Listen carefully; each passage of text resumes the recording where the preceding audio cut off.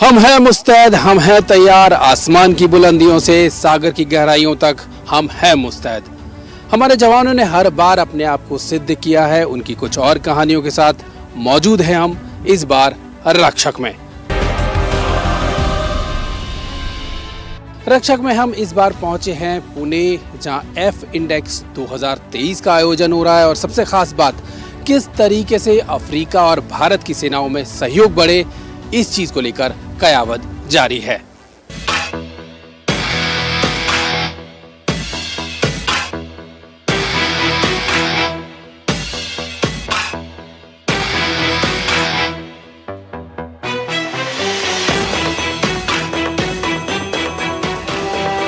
Closer defense and security cooperation will be a key pillar of India-Africa partnership.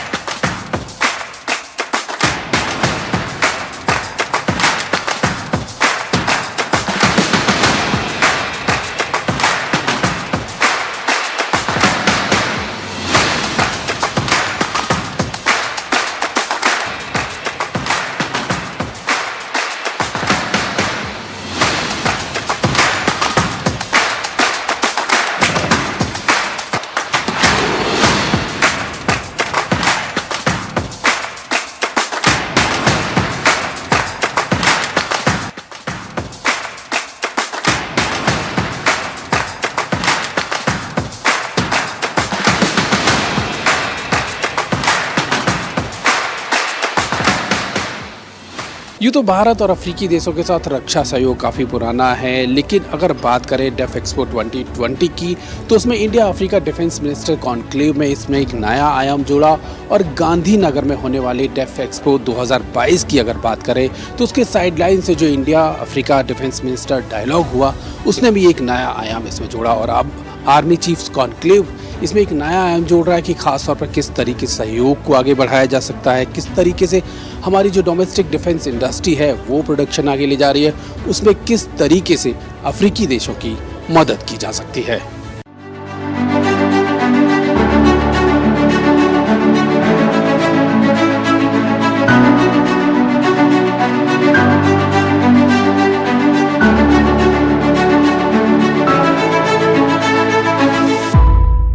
Needless to say that in this defense mechanism, the armed forces and especially the army plays a key role. So, in order to proceed on the path of development, African states have to become stronger and more capable in general, and particularly so in the defense domain. That is, the African states need capable and responsible armed forces.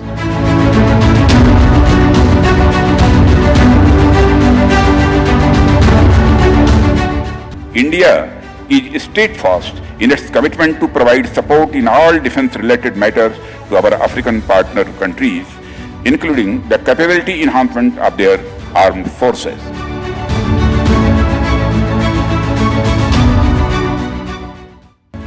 India has been at the forefront of providing training to the armed forces of the African nations and equipping their military personnel with the necessary skills and the competencies to face the security challenges of the 21st century.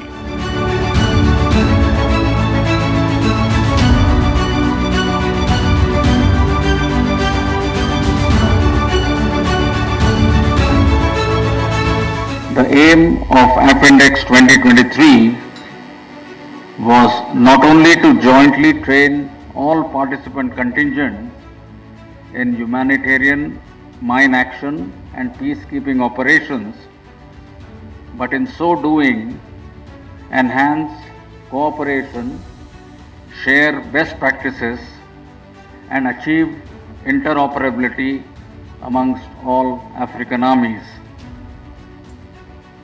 The conduct of such operation in a joint forces environment under the UN mandate is a challenging task, especially for Chapter 7 missions. The additional demands of operating in this environment within the mandated rules of engagement is always demanding for troop contributing nations. Exercise like the AF Index go a long way in helping all of us to conduct our military operations effectively in an UN environment.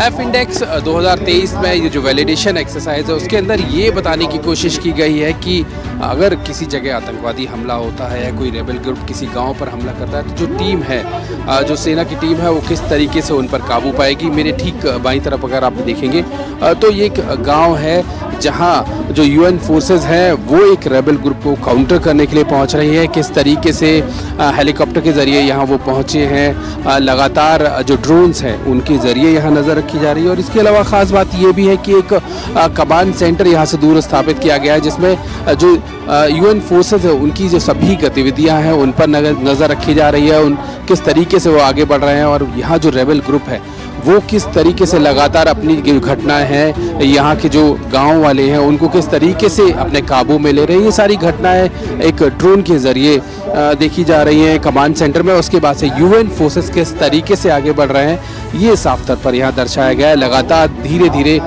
सदैव कदमों से आगे बढ़ते हुए और बिना किसी शोर के लगातार जो रेबल्स ग्रुप हो उनको किस तरीके से काउंटर किया जाएगा ये साफ तौर पर यहाँ दर्शाया गया है। गाँव का पूरा एक दृश्य यहाँ रिक्रिएट किया गया और ये जो पूरी एक्सरसाइज है एफ इंडेक्स उसमें ये सारी चीज़ें दर्शाई गई हैं।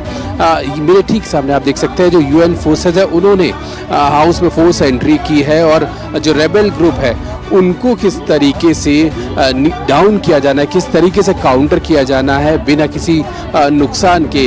ख़ास तौर पर ऐसे ऑप में इस तरीके की ध्यान रखने की सबसे बड़ी बात ये होती है कि आखिर जो हमारे फोर्सेस के लोग हैं, हमारे जो जवान हैं, किस तरीके से उनको किसी तरह का नुकसान ना पहुँचे। और ख़ास तौर पर जो रेबल ग्रुप हैं, रेबल ग्रुप की जो हरकतें हैं उन पर लगातार नज़र भी रखनी होती है कि आखिर किसी भी एंगल से कहीं से भी छुपकर वो हमला ना कर दे। तो ये काफ़ी सधा हुआ, काफ़ी हम कहेंगे कैलकुलेटेड ऑपरेशंस जो है वो ये किया जा रहा है। और भारतीय सेना चूँकि लगातार अगर हम कश्मीर की बात करें, नॉर्थ ईस्ट का जो इलाका है उनकी तरफ बात करें, उसमें भारतीय सेना के पास ऐसा बहुत वास्ट एक्सपीरियंस है इन सारी चीज़ों का। और इसी के मद्देनजर अफ्रीकी फोर्सेज हैं उनको एफ इंडेक्स 2023 के अंतर्गत ये सारी जो काबिलियत है, जो सारी कौशल भारतीय सेना के पास है वो कोशिश की जा रही है कि भारतीय सेना के पास भारतीय सेना अफ्रीकी जो सेना है उनको दे। तो बिल्कुल ज़ाहिर तौर पर एफ इंडेक्स 2023 के बीच जो वैलिडेशन एक्सरसाइज है उनके जरिए जो अफ्रीकन फोर्सेस है उनमें कैपेसिटी बिल्डिंग की जा रही है।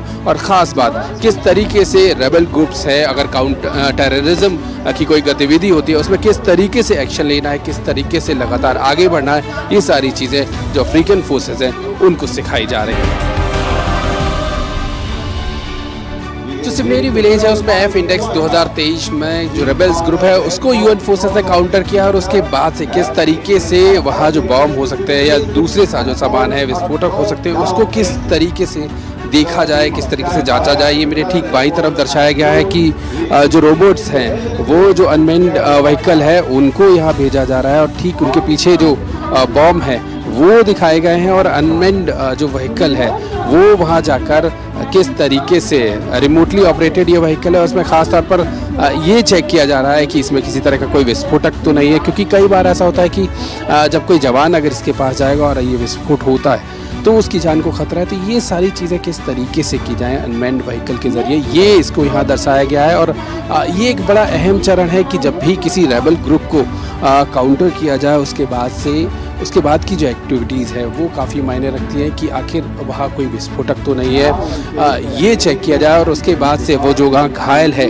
उनके लिए अलग से कैंप स्थापित किया जाए, चिकित्सा की व्यवस्था की जाए।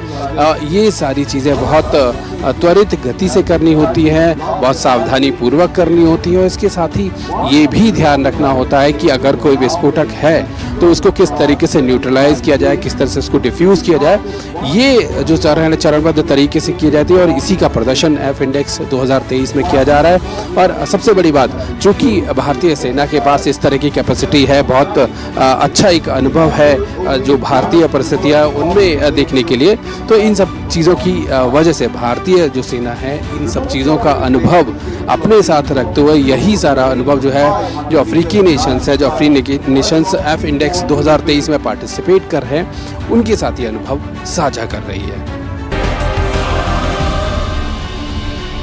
पुणे में जो एफ इंडेक्स 2023 का आयोजन किया गया है, उसकी कयावत ये है कि जो अफ्रीकन आर्मीज़ हैं वो किस तरीके से इंडियन मैन्युफैक्चरर्स तक, जो डिफेंस मैन्युफैक्चरर्स हैं, उन तक पहुंच सकें। और इसीलिए ये एग्जीबिशन यहाँ आयोजित की गई है, जिसमें जो इंडियन डिफेंस मैन्युफैक्चरर्स हैं उन्होंने अपने साजो सामान को प्रदर्शित किया है। मेरे ठीक पीछे आप माउंटेड गन सिस्टम देख सकते हैं। इसके अलावा अगर हम बात करें जो इंडियन डिफेंस मैन्युफैक्चरर्स हैं, कई सारे बड़े नाम हैं, उन्होंने जो ब्रिजिंग सिस्टम है, उसके अलावा जो अटैक्स हैं और कई सारे जो स्मॉल आर्म्स हैं और आर्म एमुनेशंस के अलावा रडार सिस्टम, इन सबको यहाँ पेश किया है। उन सब की कयावत ये है कि जो अफ्रीकन आर्मीज़ के चीफ जो यहाँ आए हैं वो हमारे सिस्टम से रूबरू हो सकें, अपनी ज़रूरतों के लिहाज से चीज़ों को यहाँ देख सकें। जिस तरीके से सरकार की ये कोशिश है कि अफ्रीका और भारत के बीच जो रक्षा सहयोग है उसको और आगे ले जाया जाए, उसके मद्देनज़र ये एक बेहतरीन कदम है। इसके ज़रिए न केवल हमारे इंडियन डिफेंस मैन्युफैक्चरर्स हैं वो अफ्रीकी सेनाओं की जो ज़रूरतें हैं उनको समझ सकेंगे, बल्कि अफ्रीकी सेनाएं हैं किस तरीके से भारत में रक्षा साजो सामान का निर्माण हो रहा है और किस तरीके से भारतीय सेना उनको इस्तेमाल कर रही है, इसकी जानकारी भी अफ्रीकी जो सेनाएं हैं उनको मिल सकेगी।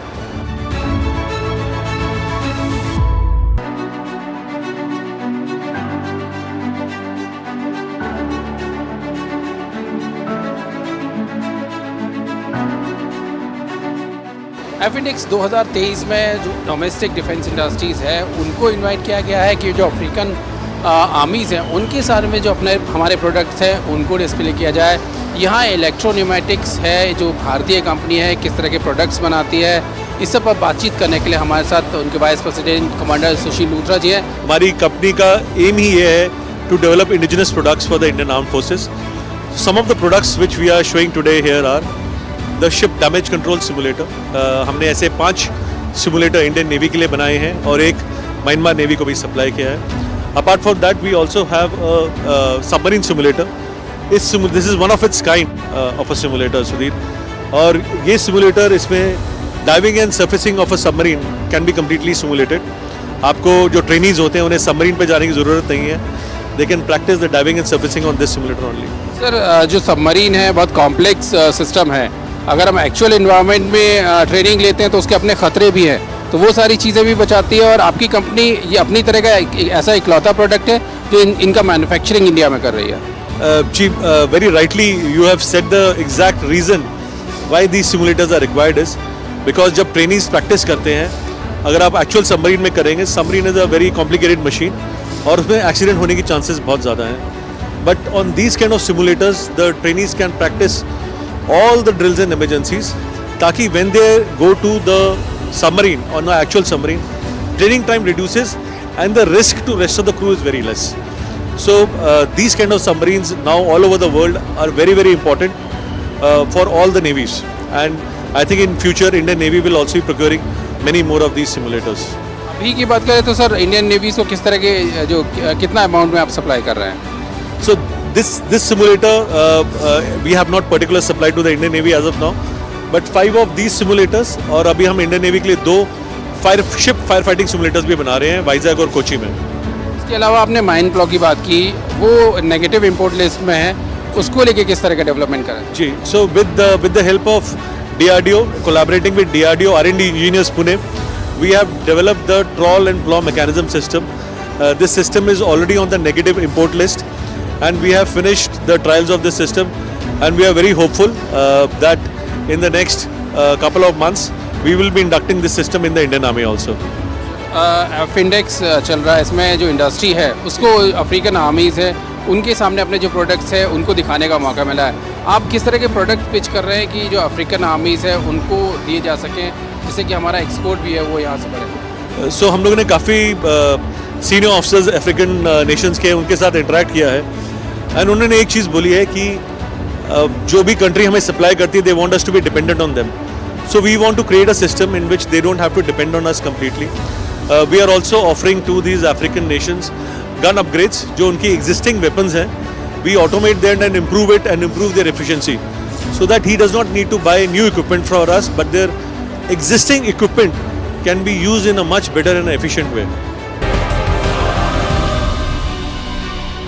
एफ इंडेक्स में जो एग्जीबिशन है उसमें किस तरीके से स्मॉल आर्म्स जो हैं वो यहाँ दिखाए गए हैं. इस सब में कई सारे जो इंडियन मैन्युफैक्चरर्स हैं वो यहाँ आए हैं. हमारे साथ जेन टेक्नोलॉजीज़ के अशोक जी हैं. सर, किस तरह के जो इक्विपमेंट्स हैं, जो स्मॉल आर्म्स हैं, उनको लेकर आप यहाँ आए हैं? एक तो काउंटर ड्रोन इक्विपमेंट लेके आए हैं, एंटी ड्रोन सिस्टम लेके आए हैं. दूसरा हमारा लास्ट 3 डेकेड से जो हम फोकस कर रहे हैं वो है ट्रेनिंग सिमुलेटर्स एंड सॉल्यूशंस, तो वो भी लेके आए हैं हम यहाँ पे. और आप जैसे देख सकते हैं पीछे अफ्रीकन कंट्रीज में बहुत इंटरेस्ट है कि सिमुलेटर ट्रेनिंग इक्विपमेंट खरीदें. यहाँ पे जॉइंट ट्रेनिंग एक्सरसाइज हुआ था, उनके बाद उनको लग रहा है कि जो इंडियन सोल्जर्स हैं उनमें जो खासियत है किस वजह से है उनको पता चल रही है. Why Indian soldiers are outperforming their peers in other armies?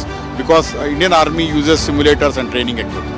तो जो सिमुलेटर्स हैं वो जो अफ्रीकन नेशंस के जो कई सारे आर्मीज़ के जो चीफ आए हैं उन्होंने इंटरेस्ट जताया है कि आखिर वो अपनी सेनाओं के लिए चाहते हैं. क्या खासियतें हैं सर इन सिमुलेटर्स की अगर बात करें तो क्या खासियतें हैं? किस तरीके से अफ्रीकी नेशंस की जो आर्मीज़ हैं उनको बेहतर ट्रेनिंग दे पाएंगे? तो अभी ऑलरेडी उन सिमुलेटर का एडवांटेज काफ़ी अफ्रीकन कंट्रीज़ को पता है.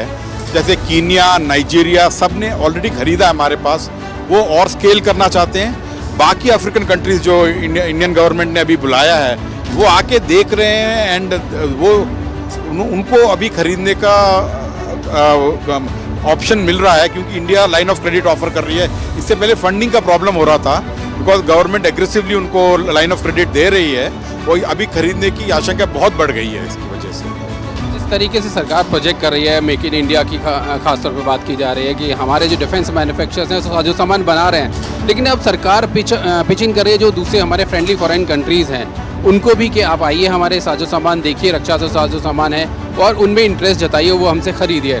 तो ये इसको आप किस तरीके से देखते हैं? इंडस्ट्री को किस तरीके से हेल्प आउट कर रहा है? नहीं, ये मेरे ख्याल से ये जो पिछले 8-9 साल में हुआ है ये ऑलमोस्ट 180 डिग्रीज टर्न अराउंड है. इससे पहले हमको पुश नहीं मिलता था गवर्नमेंट्स के आप बेचो ये करो. एक्चुअली हम इंडियन गवर्नमेंट को बेचने में दिक्कत होती थी.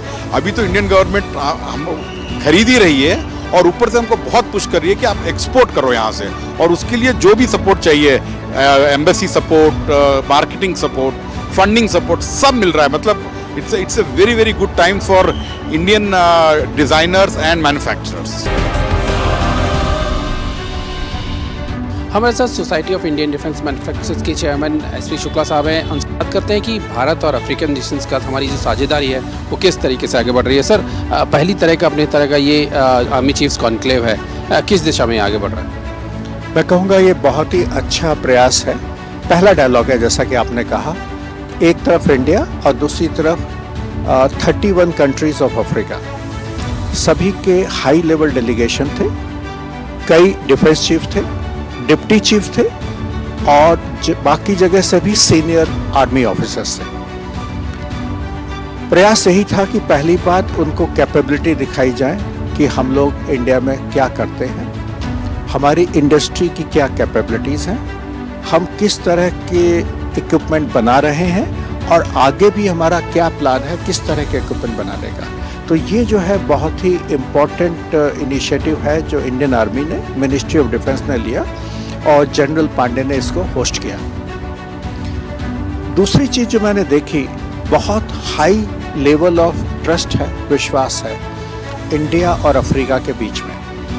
दोनों ही पास्ट में कॉलोनाइज हुए थे. कई विदेशी ताकतों ने दोनों को कॉलोनी बनाकर रखा. कॉलोनाइजेशन के बाद दोनों ने अपना इंफ्रास्ट्रक्चर डेवलपमेंट शुरू किया, कैपेबिलिटीज़ बिल्ड करनी शुरू की. तो ये कोऑपरेशन जो है एक तरह से कहा जा सकता है साउथ साउथ कोऑपरेशन है. पहले ज़्यादा इक्विपमेंट के लिए आप जो आज के डेवलप कंट्रीज़ हैं उन पर डिपेंड करते थे. अब धीरे धीरे साउथ टू साउथ कोऑपरेशन में नई अपॉर्चुनिटीज आ रही हैं. अब एक प्रश्न ये आता है कि इंडिया से इक्विपमेंट लेने में हमारे अफ्रीकन फ्रेंड्स का क्या लाभ है, उनको क्या एडवांटेज मिलेगा। तो देखिए, हमारा कोऑपरेशन अफ्रीकन कंट्रीज से काफ़ी समय से चल रहा है, लेकिन शुरू में ये था कैपेसिटी बिल्डिंग में। हमारे देश में काफ़ी अफ्रीकन मिलिट्री पर्सनल की ट्रेनिंग होती थी, हमारी एकेडमीज़ में वो लोग कोर्स करते थे। दूसरी तरफ हमारे peace keepers UN peace keeping mission में अफ्रीका जाते थे। ज़्यादातर मिशन जो हैं पीस कीपिंग मिशंस यूएन के अफ्रीका में हैं, और इंडिया सबसे बड़ा कंट्रीब्यूटर है पीस कीपर्स प्रोवाइड करने के लिए। तो हमारे लोगों को अफ्रीका का बहुत अच्छा एक्सपीरियंस है, अफ्रीकन मिलिट्री पर्सनल का इंडिया में बहुत अच्छा एक्सपीरियंस है। ये जो है एक यूनिक एडवांटेज है दोनों साइड का। इसके ऊपर बिल्ड करना आसान है, यदि आप चाहें तो इक्विपमेंट की कैपेबिलिटी समझिए और वो भी लेना शुरू कीजिए। तो मेरे ख्याल से ये दोनों के लिए विन विन सिचुएशन है। You are representing industry, Indian industry, तो किस तरह के डिफेंस इक्विपमेंट्स को लेकर आप देख रहे हैं कि जो अफ्रीकन नेशन है उनके साथ हम कोलैबोरेटिव मोड में आगे बढ़ सकते हैं? जिस तरह की जो आर्मी चीफ है उन्होंने भी बात की कि हम कोलैबोरेटिव मोड में आगे बढ़ सकते हैं, जो हमारी फ्यूचर की चीज़ें हैं उनको लेकर। तो किस तरह के डिफेंस इक्विपमेंट्स को लेकर इंडियन इंडस्ट्री है वो टारगेट कर रही है? अफ्रीका देखें तो इस वक्त 56 कंट्रीज़ हैं और काफ़ी कंट्रीज़ लैंडलॉक्ड हैं। केवल कोस्टल कंट्रीज़ जो हैं वो उनका मैरीटाइम बॉर्डर है। तो पहली बात तो क्लियर है कि अफ्रीका में सबसे बड़ी रिक्वायरमेंट जो है वो लैंड सिस्टम्स की है, क्योंकि काफ़ी लैंड बॉर्डर एक दूसरे से शेयर करते हैं। तो आर्मर्ड व्हीकल जो हैं वो सबसे ज़रूरी इक्विपमेंट है अफ्रीका में आज की तारीख में। और ये ज़रूरी नहीं है कि आपको केवल लड़ाई में ही काम आता है।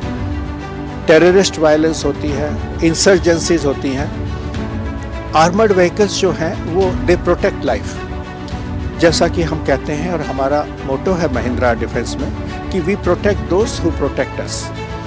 ये जो आर्मर्ड व्हीकल्स है दैट इज़ द लार्जेस्ट। दूसरा जो है टेलीकम्युनिकेशन बेस्ड, रडार बेस्ड है, जहां आप थ्रेट को दूर से आइडेंटिफाई कर सकते हैं। तो ये आज की तारीख में सबसे बड़ी अपॉर्चुनिटीज़ हैं। और उसके बाद आएगा नेवी और एयरफोर्स रिलेटेड इक्विपमेंट। तो उसके ऊपर अभी हमारी ज़्यादा इंक्वायरीज अफ्रीका और इंडिया में शुरू नहीं हुई है, लेकिन ये आने वाले समय में वो भी शुरू होगी। India Africa army chiefs conclave पर किस तरीके से हम अफ्रीका के साथ और साझेदारी बढ़ा रहे हैं, इस पर हमारे साथ बातचीत करने के लिए फिक्की डिफेंस जो कमेटी है उसके चेयरमैन अरुण रामचंदानी जी हैं। सर, सबसे पहले अफ्रीकन नेशंस का जो कोलैबोरेशन है, जो हमारा कोऑर्डिनेशन है, वो किस तरीके से आगे बढ़ रहा है? तो देखिए, ये जो कॉन्क्लेव है ये अब हमारा तीसरा इंटरेक्शन है और काफ़ी मतलब अपॉर्चुनिटीज़ हैं अफ्रीकन नेशन में। जहाँ तक इंडिया की डिफेंस इंडस्ट्री है उसकी काफ़ी ग्रोथ हुई है और हम जैसे जैसे आत्मनिर्भर हो रहे हैं हमारे प्रोडक्ट्स भी आज कंटेम्प्ररी हो रहे हैं और हमें लगता है कि हमारे प्रोडक्ट्स हम अफ्रीकन नेशंस को काफ़ी हद तक दे पाएंगे। अफ्रीकन नेशन जो है उनके पास काफ़ी लेगेसी इक्विपमेंट है जो मॉडर्नाइज हो सकती है और इंडियन टेक्नोलॉजी से हम इसको मॉडर्नाइज कर पाएंगे। खास तौर पे जिस तरीके की एक्सरसाइज हो रही है उसका कैपेसिटी बिल्डिंग की बात हो रही है और चूंकि आप इंडस्ट्री को रिप्रेजेंट करते हैं तो किस तरह के इक्विपमेंट्स की नीड है वहाँ, किस तरह के देख रहे हैं आपकी कौन से इक्विपमेंट्स हैं जो अफ्रीकन नेशंस को हम दे सकते हैं? तो अफ्रीकन नेशन में काफ़ी लैंड सिस्टम्स की ज़रूरत है, तो आर्मर्ड प्लेटफॉर्म्स, आर्मर्ड व्हीकल्स, इस तरीके की चीज़ें हैं। फिर स्मॉल आर्म्स एमिनेशन इसकी भी ज़रूरत है। इसके अलावा communication equipment, radar systems, coastal radar systems, इस तरीके की इक्विपमेंट की ज़रूरत है और मुझे लगता है कि इंडियन इंडस्ट्री में वो क्षमता है कि हम इन नेशंस को ऐसे इक्विपमेंट सप्लाई कर पाएँ। हमारे साथ बातचीत करने के लिए लेफ्टिनेंट जनरल डीपी शिगितकर जी हैं। सर, सबसे पहले डीडी न्यूज़ से बातचीत करने के लिए बहुत बहुत धन्यवाद। सबसे पहले बात ये है कि सर अफ्रीका के साथ हमारा जो रक्षा सहयोग है किस तरीके का रहा है और इसको लेकर किस तरीके से हम आगे बढ़ रहे हैं? सबसे पहली बात तो है कि अफ्रीका के साथ में या पूरा अफ्रीका सब कॉन्टिनेंट जो हम बोलते हैं या कॉन्टिनेंट बोलते हैं, उसके साथ में हमारे जो संबंध हैं ये बहुत पुराने हैं। भारत को स्वतंत्रता मिलने के पहले ही शुरुआत हमारी हुई थी साउथ अफ्रीका से, महात्मा गांधी जी से, नेल्सन मंडेला ने वो काम किया, तो ये बहुत वर्षों तक जाता है। लेकिन आज के ज़माने में जब हम इस पर कॉन्क्लेव की बात करते हैं 2023 में, इसकी आवश्यकता पड़ी है क्योंकि अभी भारत और अफ्रीका के संबंध जो हैं वो अलग अलग पहलू पर बढ़ रहे हैं। आर्थिक पहलू पर बढ़ रहे हैं, औद्योगिक पहलू पर बढ़ रहे हैं, शैक्षणिक पहलू पर बढ़ रहे हैं, और सबसे बड़ी बात जो है वो सैनिक पहलू पर भी बढ़ रहे हैं। क्योंकि जिन राष्ट्रों ने अफ्रीका को गुलाम बना करके रखा था, उन राष्ट्रों ने कभी भी अफ्रीकन नेशंस को अपने आप पनपने नहीं दिया। गुलामी का कारण था, उनकी जो सुरक्षा थी उसका ध्यान नहीं दिया, उनका जो संरक्षण था उसका ध्यान नहीं दिया। वो कारण ये हुआ है कि अब उनको लगता है कि इन तमाम आने वाली चुनौतियों का सामना करने के लिए उन्हें कुछ और करना चाहिए, और भारत ने इस पर पहल की है। हमारा ये चौथे प्रकार का है। पहले हुआ था कॉन्क्लेव, लखनऊ में हुआ है, दूसरी जगहों पर हुआ है, औद्योगिक फील्ड में हुआ है, इंडस्ट्रियल फील्ड में हो रहा है, व्यापार के क्षेत्र में हो रहा है, साइंस के फील्ड में हो रहा है, शैक्षणिक क्षेत्र में हो रहा है, शिक्षण व्यवस्था में हो रहा है, और अब ये जो है वो सामरिक व्यवस्था पर कॉन्क्लेव हो रहा है।